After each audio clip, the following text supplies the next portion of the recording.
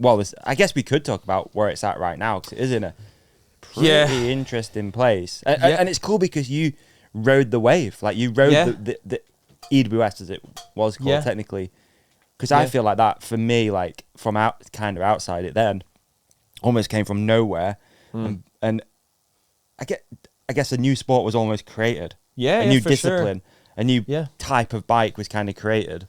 Yeah, and definitely. then to watch it like they've gone through a load of different iterations. I think as well, like, I think it resonated with a lot of people because at the end of the day, they just want to get out and enjoy their bikes, and not everyone has access to a bike park, ski lifts, or an uplift system. And because of the sport booming 10 years on, there are a lot of like ski lifts and bike parks and uplift systems now, but like a lot has happened in those 10 years, and I think enduro had a big part to play in that, weirdly enough, because everyone's like, oh, well, I have a bike, and if I just get the gears, I can then pedal up the access road and ride my bike down a track. And all of a sudden they're like, oh, wait, I've spent the whole day on my bike. I'm really happy. I feel happy.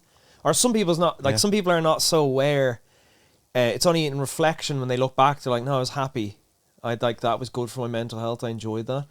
But like, I think I've always been pretty sensitive to that stuff. I'm a sensitive boy. I've always been sensitive to that stuff. So I noticed, I was like, shit, like, I'm enjoying this. Like, instead of me pushing up a track, blowing up my calves and then risking it all, I can just paddle up, spend the whole day on the bike and just like mildly risk it all. You know, like a mild risk. But Enduro's been interesting. A lot of bike development, a lot of change. Because it was new, there was a lot of eyes and a lot of interest. And then after that, you see the product, like we can call it a product, gets a lot more refined.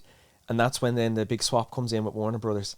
And now they don't know what to do with the product or the package. They don't know how to send it out to the world. And maybe it's because it's such a massive company and there's too many people involved, or like rights.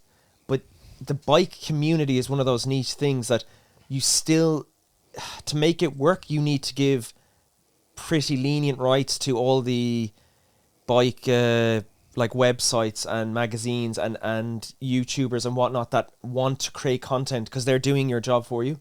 But it's not like another industry where that can work. It's like, no, we're putting up all this red tape, and it's still going to do great. And I honestly think that has been the biggest demise for the world, the EDR, the World Enduro, is there's too much red tape.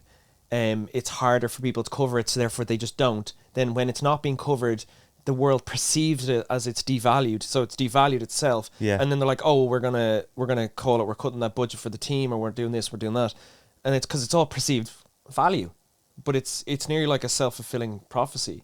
Like, so it's... What was the timeline then, just for me as well, of all this and how it played out? So what came first, enduro bike or enduro discipline?